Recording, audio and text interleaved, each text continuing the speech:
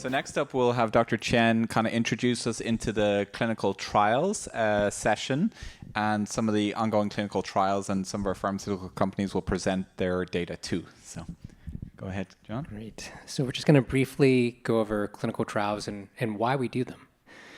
So why do scientists essentially do clinical trials? And it's really to check, does it truly work? You know, we can look at some of the, like looking back at data and maybe there's a suggestion that something works, but until you do a randomized clinical trial, some of that could just be placebo effect, it could be bias. There's a lot of things where until you do a clinical trial, we're not sure if it works. The other thing about a clinical trial is we can prove that it's safe. These patients are very well monitored throughout the clinical trial. We can look for side effects and risks. We can find out the right dose, the timing, who benefits from it. And it really is to build trust in that treatment for us as doctors and you as patients that this medication works.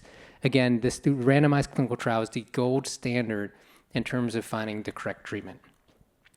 So then why would patients want to be in it? Because if you're in a randomized clinical trial, there's a 50% chance you're going to get the treatment and 50% chance you're actually going to get placebo.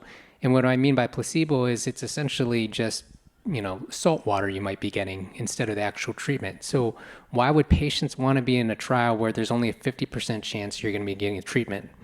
Well, for one, it may be your only way to get access to these new treatments because, again, until they're FDA approved, we don't have the ability to give patients these treatments. So again, you get the best and the most cutting-edge treatments. And we don't join clinical trials if we don't think the treatment's going to work. Usually when us as physicians join a clinical trial, it's because we truly think it's going to work. So you get access to the newest and best treatments. Second, when you're in a clinical trial, you're going to have incredibly good care and monitoring, and it's actually typically covered by the clinical trial itself. And so that's very helpful. When we get our answer and we prove that it works, it's going to help others. It's going to advance science. And so, again, you're going to get a benefit from being in a clinical trial, but also everyone in the future will have that FDA-approved medication that shows that it works. So you're benefiting not only yourself, it's benefiting the future. So, you know, we can use kind of NMO as kind of a example of what we think is going to happen. So the NMO antibody was found in 2004. The MOG antibody was essentially mostly found in 2015 in terms of when it started being used. So we're 10 years behind in MOG than we were in NMO. And now with NMO, we have these 4 FDA-approved medications that were proven through randomized clinical trials. And these medications cause a 90% reduction in relapses in NMO. So it's almost as close to a cure as we can get for NMO. And this is where we want to be for MOG. And we think we will be for MOG in 2 or 3 years from now. We think we're going to have FDA-approved medications. They're going to cause an 80 to 90% reduction in attacks.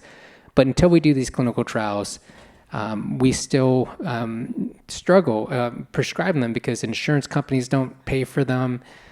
You know, these clinical trials are going to be our future. And so the need for MOG clinical trials is we don't have any FDA-approved medications. There are the 2 randomized clinical trials, which we're going to hear about. And really what these trials need are needed because we need these FDA-approved treatments. We're going to determine which treatments are best and safe. And these future treatments will be covered by insurance. We no longer have to write essays of why we should be on X treatment. You know, essentially, if it's FDA approved, we can get that treatment.